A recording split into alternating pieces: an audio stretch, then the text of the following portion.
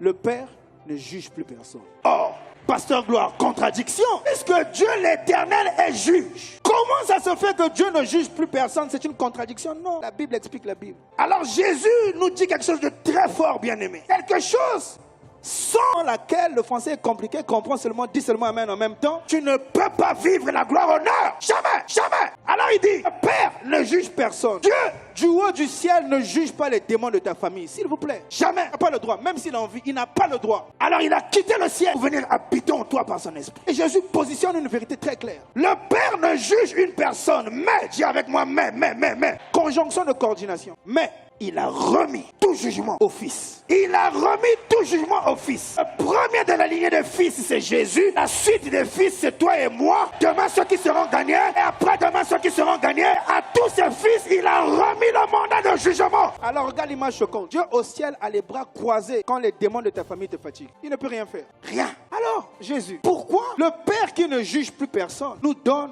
le mandat d'exercer ses jugements à lui? Parce que le jugement de Dieu, il est fait par les fils. Alors pourquoi Jésus? Et il explique au verset 23. Il dit afin que tous honorent. Donc il te donne le mandat de jugement pour que dans ta vie, on ne voit pas la honte, mais qu'on voit la gloire honneur. Et ce matin, je déclare sur ta vie, par la puissance du Saint-Esprit, on fera la gloire honneur dans ta vie au nom de Jésus. Ça veut dire que la gloire honneur que tu dois vivre ne dépend pas de Dieu. Il a fait ce qu'il devait faire. Il a envoyé dans le temple que tu es. Esprit qui est venu habiter en toi. Le but que tu vives la gloire honneur. Alors il dit, Père ne juge plus personne. Il dit trois choses. Un, il a transféré sa nature de juge. Il a transféré sa nature de juge. Deuxièmement, ça veut dire qu'il nous a donné le mandat d'exercer ses jugements à lui. Et troisièmement, comme on l'a vu, ça veut dire qu'il faut exercer les jugements pour vivre la gloire honneur. Alors, je suis le temple de Dieu. Dieu est en moi. Maintenant, je dois exercer les jugements. Regardez ce que Dieu dit. Temple du Saint-Esprit que je suis est saint. C'est moi le temple de Dieu. Alors il dit, le temple de Dieu. Si